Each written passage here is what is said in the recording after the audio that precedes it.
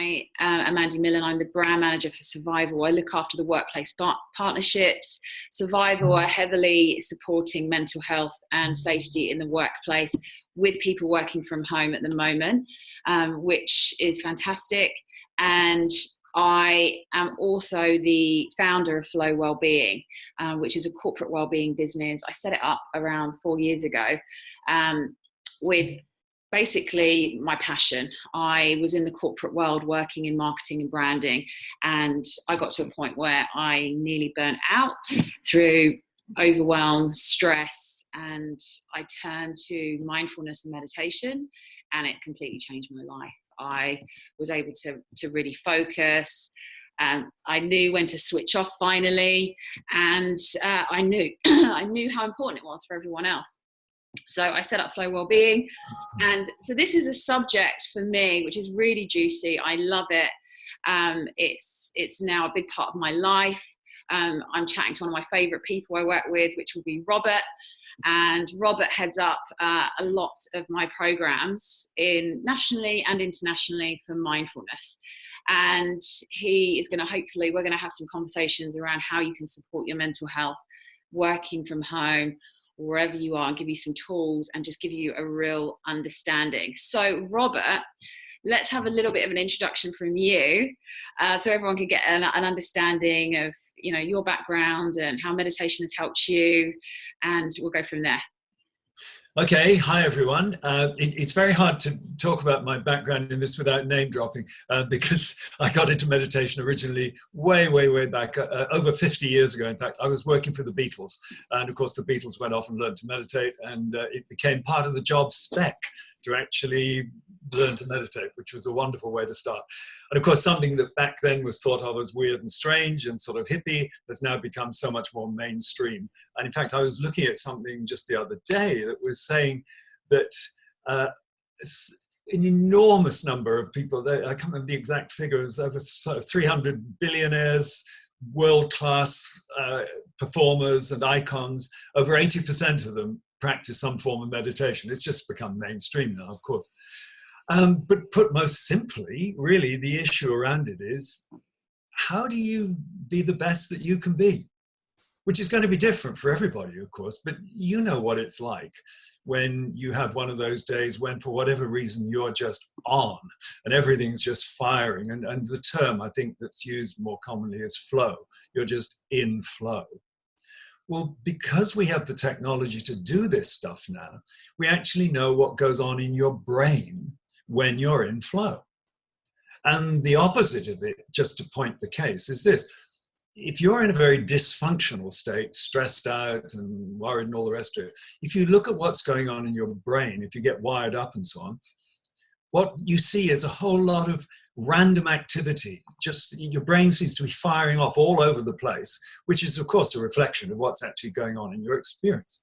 Yeah, and I think sort of jumping in there, Robert, what everyone's feeling at the moment is, and I was just saying to Jodie before, and I know this because I've been working at home with my toddler, is there's so much juggling going on right now, particularly. Lots of people working at home, they're grappling families, change, dealing with everything.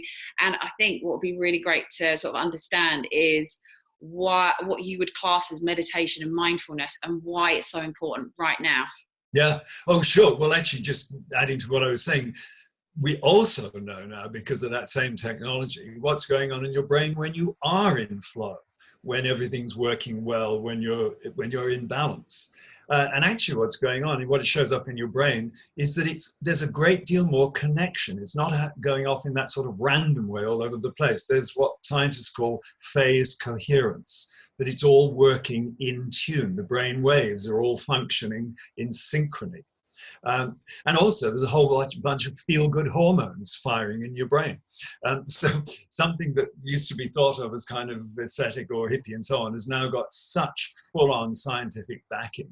And the thing of what meditation actually does is allows you to practice putting your brain in the state that supports those moments of flow, or when everything's really working and you're on and everything's firing.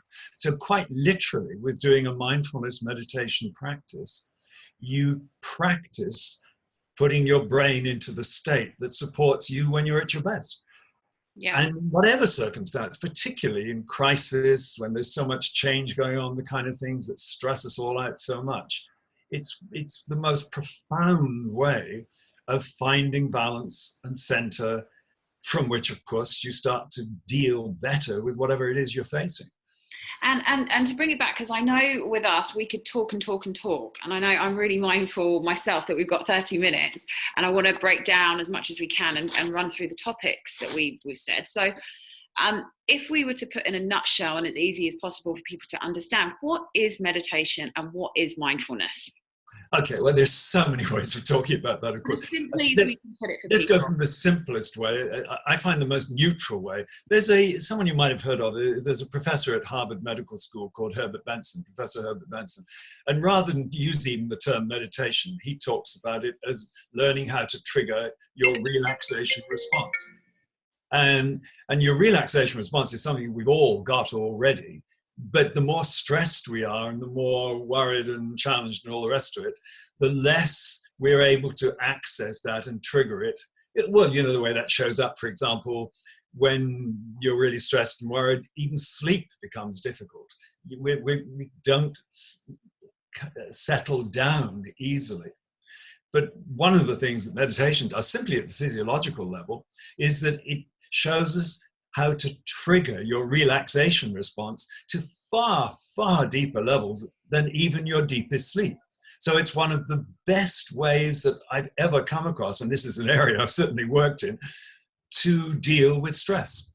And this very simple statement that we make about stress is that basically stress makes us stupid. The more stressed we are, the less clear thinking we are, and the less we are able to deal effectively with whatever it is we're facing. So a really basic, profound understanding around meditation is, first of all, how to relax and deal with stress at far, far more profound levels than even deep sleep will give you. Yeah, and I think what I'd like to jump in with, and just from my practice of meditation for the last 10 years, is I think people have this image that meditation has to be done in lotus position, sitting on the rocks, you know, with the oceans crashing in, and you've got this beautiful setting. And really, I mean, now I drop into meditation when I need it, which could be, you know, previously when I've been presenting, and then I'm going back into family life and I need to just clear my head. I would be on a bus, I'd be commuting, I could just drop into meditation and let my mind be still. So I think the other thing that I would say for people is to think that it's almost easier rather than the harder you think it is. And people think, I can't meditate, I'm not in the right state, I have to be relaxed. Well, it's actually the opposite. The more you can relax and just drop into it and take that time and set it up correctly, where you just give yourself permission to drop into it, the easier it will come. Yeah.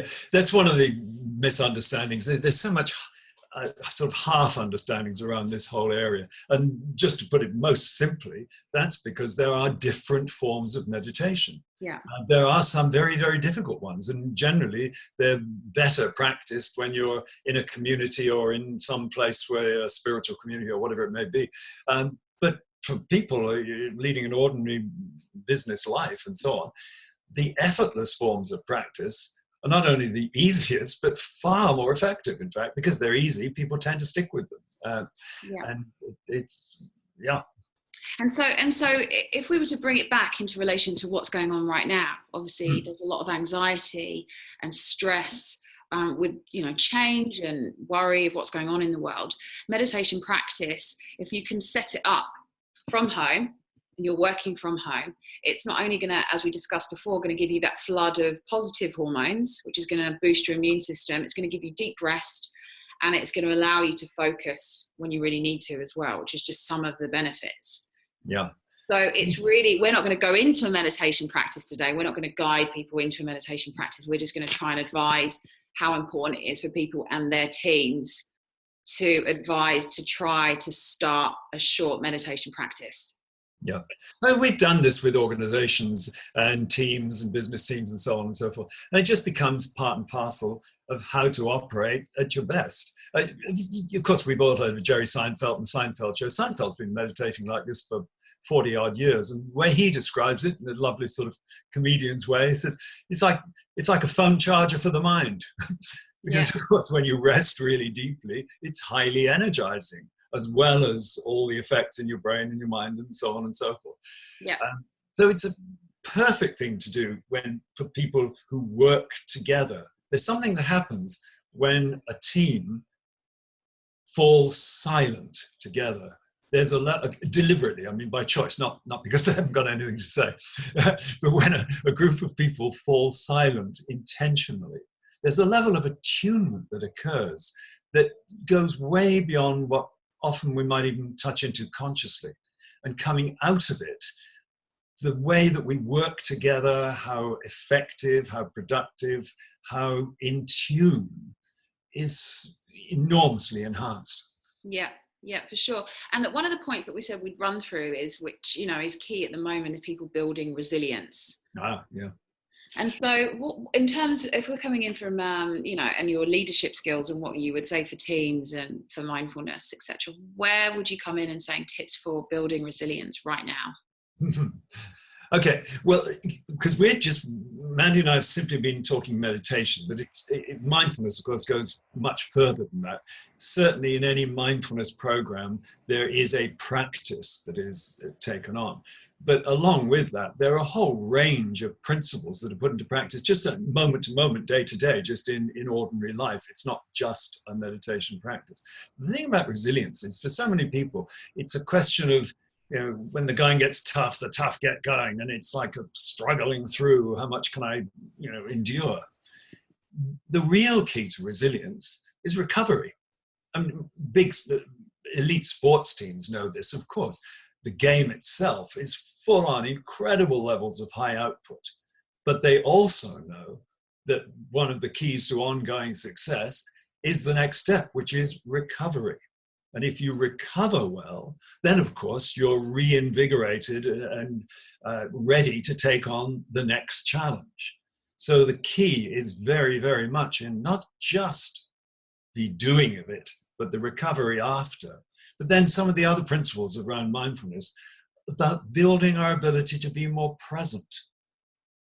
And that literally means the more that we are in the present, the more energy and focus we bring into the moment by moment experience, and we're going to deal with it better, and we wear out less. We stay more energized. There's more internal resource, basically.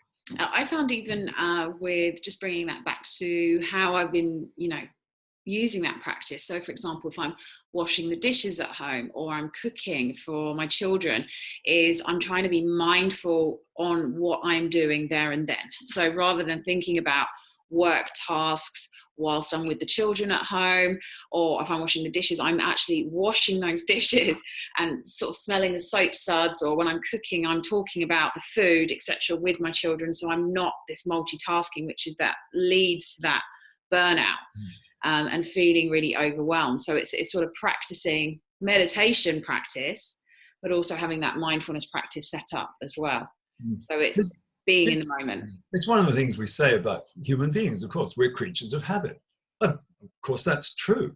But the issue is, are the habits that we're playing out supportive, or the most supportive they can be, of who and how we want to be, or do they actually interfere with that? And so many of us have a habit of our mind just drifting off to the past or the future or so on, rather than just being in the present. And it's just literally acquiring a new habit, that habit of coming back more and more into the present. And the more you do that, the more focus, energy, resource you bring into what it is you're doing in the here and now.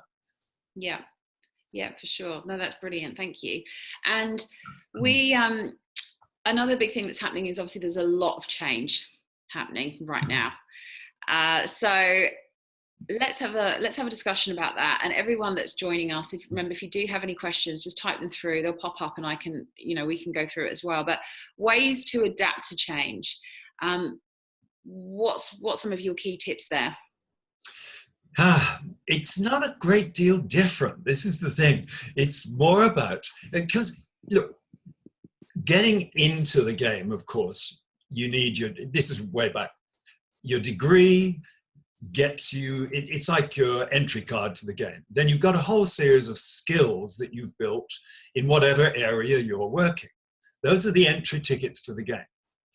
But from then on, it's what you have in your personal resources that make the most of what you've got. Let me take that rather than individually, take that in company-wide. I mean, companies go to consultants and they bring in strategies and planning and ways of working. But all systems are run by people. And of course, unless you've got the people on side and really functioning well, then the systems themselves won't deliver. Well, as individuals, it's no different. The systems, if you like, are all the skill sets and the degree, which was our entry ticket to start with. But from then on, it's what your internal resources bring to it, how present, how creative, how energized, how committed, how much of you can you bring into what it is that you're doing. And this applies not, of course, just to work, but to your relationships and, of course, work relationships as well, but family life, friends, whatever else you're committed to. It's how much of your own internal resources, and this brings me back to that phrase that I love to use, how do we be the best that we can be, which, as I always say, is going to be different for everybody, of course. But how can we be on top of our game more? Because no one's on top of the game all the time, of course. But the more you practice accessing a coherent brain function, and deeply balanced, energetic resource, the better you're going to be in whatever you do. But what about for those that aren't feeling very balanced at the moment, but do have so much going on at home? You know, they're sort of, you know, they have, Jodie said earlier, she's got, she said, you know, when I checked in with her and she was really honest, and I can't even remember your comment, Jodie, but I think it was that you're okay, like you're hanging in there almost, yeah, which is, and for those of us that don't have that balance right now, because our kids aren't at school, you know, and that we are, and we don't have that space, what you're saying and what we're picking up on is then that it's key that if you can find even that small amount of time, that is going to be key for you to stop and tune in and connect. Of course, because when you're running ragged, when your resources are stretched so thin, really, truly, you're not even there for yourself, let alone for someone else. So it actually does mean, I mean, to be part of all this is to really be there for others, you have to be there for yourself as well. Yeah. There are some things that do take real time. There are some things that aren't, I know in this sort of instant world that we're getting used to, there are some things that aren't just like a pill. Some things take a little bit of time. And the discipline of taking a little time out to really go internal and draw on your own internal resource is what then enables us to go out there and be there to deal with whatever challenges and be there for the other people that we're involved with. Yeah, and I can't remember if it was you or I read it from someone, a quote that I love, which is, you know, you need to slow down to speed up. Yeah, that's right. Which I think is, you know, relevant to this topic of resilience. Like I find when I need to be the best, you know, whether it's family life or work life, when I slow down, I'm so much, you know, I perform so much better as well. That's why I say resilience isn't a question of just enduring and just pushing on and pushing on, pushing on. It's actually taking time out to recover. Then you're ready to take on the next challenge and come back into the fray. Yeah, and if we were to relate that to working from home right now, it might be setting up the meditation practice for yourself, which could be, as we advise, 20 minutes. If you can find that 20 minutes, is saying this is really important to me, I need this for my mental health, is that 20 minutes. But then it's also bringing in mindful activities throughout the day. Yeah. Where you're trying to be present whilst you're doing that activity. Yeah. And one other effect of all that, and this has been enormously researched. Now, I mean, literally hundreds of university researchers point out to the health effects that come from that, because we've got actually what I call an extremely intelligent body, organism. And when you can truly, deeply rest that organism, it's all its own resources balance out a whole range of issues, aches, pains, headaches, problems, and so on and so forth. The health results that come from a regular practice of meditation are enormous. In fact, if it was a pill, everybody in the world would be taking it. Yeah. And it does get easier. You know, a lot of people when they start will say, you know, I just can't do it and I've given up, and it's almost, that's all part of it. You know, it does, to like anything, you know, like I'll say even with a bicep curl. You don't go to the gym and think, oh, I'll just do a couple of, lifts of the weight and then I've got the bicep. It's building that practice. So it is just keeping it up and just being kind to yourself right now and just thinking, well, I need this time, and it will gradually come with the meditation practice. That's one of the classics. So given the situation we're in, how do leaders best function to handle this? And more what's become very clear, this is actually a McKinsey report has come out recently that say to lead people through crisis and then to build new strategies as we come out of it, there are 4 qualities that are needed. And the first of those is awareness. And that means to become more self-aware, it does mean taking a little time out to notice what's true inside. And vulnerability, to notice that there are some, well, we don't know. There are some things we just don't know or can't handle. And empathy and compassion. Those are the 4 qualities that came out of a major McKinsey research around how to lead people, what leaders need to be and do to handle this, lead people through it, and to build something at the other side. Yeah. And it was, I think I mentioned to you on the phone earlier, was I just listened to a Brené Brown podcast, which was fantastic. And she was saying how she's started recently with her team, has a check-in. So they'll have a silent 1 minute where they're just very connected so they can build their awareness. And then she just asks for 2 emotions that people are feeling right now, honestly, in the team. Yep. Which I think was wonderful, because people, it's that raw vulnerability, what you're saying, people need that to feel connected. It starts conversations, and it's exactly what people, rather than just putting on this facade and I'm great and I'm wonderful, exactly what you said, Jodie, earlier, is it's being real, and people saying, I am struggling right now, or I am feeling very anxious and I can't, I don't know how to deal with this change that's going on. And I think if you can be vulnerable with your team and connect, that's going to help your mental health. But then noticing that yourself, you've brought that awareness to that emotion. You've said, I'm anxious and I am feeling scared. And so then you can bring that into, well, I need to take some time for myself to sit with that, Yeah, because you know this, Mandy, I hadn't mentioned it. I worked with McKinsey myself for 10 years and went there to set up a new department that was focused entirely on organizational cultures, the people side of business and strategy and systems and so on. And that's what we introduced with all the teams and senior teams and so on that we worked with. We would take a few minutes of silence. We taught them a practice that they could do in that. At the beginning of every meeting, the first 15 minutes of a meeting was set aside for what falls under the emotional intelligence heading. So a few minutes of internal silence, and then what you're calling a check-in, so that we could touch base as human beings before we got into the activity, the doings and so on. And initially, of course, you can imagine when you start to introduce that, people, have you got time to do that? We're busy people and so on and so forth. But after we'd established that as a practice, it would become, again, like anything else, it would become habitual, but they started to notice how much more effective they were if they spent some time tuning in and then becoming attuned with each other. They worked so much more effectively. And though it was an investment in time, it was like any good investment. It paid off way out of proportion to what actually was put into it. Yeah, for sure. And look, I mean, as I said before, already we've gone through half an hour and there's so much more that we can discuss, but I want to be mindful of time and the topics that we've reasonably covered a lot of it now as well, and how important it is to slow down, to stop. Meditation practice, how it's key, particularly, it is in general, and both of us are huge advocates and facilitators in that space with a lot of the companies that we work with.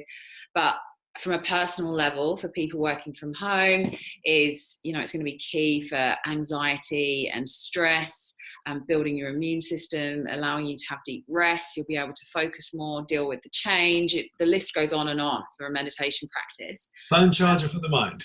Phone charger for the mind. It's going to help you be more resilient. it's endless. Has anyone out there, before we start to wrap things up and go into, is there anyone out there that has any questions that they want to type through that Robert and I can approach for you guys? No? Everyone's giving us a nice friendly shake. Okay. Well, thank you, Robert. Thank you so much for sure, of course. conversation. As I said, we could go on and on, but I think the key message, which is, on behalf of Survival and Flow Wellbeing as well, is that a lot of these tools to help us with these issues right now, which are affecting our mental health, lies within us, and it's free. It's this tool which it's just slowing down and being able to connect. And I know a few people coming through now saying thank you for taking the time. We didn't go into a meditation practice. I'm sure we can come back another time and talk a little bit more about meditation and take people through the meditation practice. There are obviously there's lots of apps out there that people can use. I know Robert, yourself and I are sort of advocates for not using apps and actually just taking the time to connect with your breath and just being more present, and just not having that negative and positive mental connection in yourself. What do you think about that for people that just want to start out with a meditation practice? What can we leave it on for people to go and do? That's a tricky one. You need it. Put it this way, I'm not a great advocate of learning meditation from the Sunday Telegraph or something like that. It is very easy, but it does need to be taught properly. And the number of people I know who say things like, oh, I tried it and I couldn't do it, or it didn't work, it's because they didn't learn properly. And once you're taught properly, it's very, very simple. That's what we do. So other than it being an advert for us, I'm not sure how to point people. Yeah. And if anyone is interested in their teams or themselves being taught, then that's what Robert and Flow Wellbeing do. We go through the research. It allows people to really understand why meditation is powerful. And it's not just positive thinking, it's actually allowing people to connect. And it's wonderful being a part of it through Flow and also Survival, that are really supporting safety and mental health at home. Thank you so much to everyone who has joined us. If you do have any questions, just let us know, and wishing you all a wonderful day. Yeah, indeed. And take care of yourselves. Be kind to yourselves. Bye.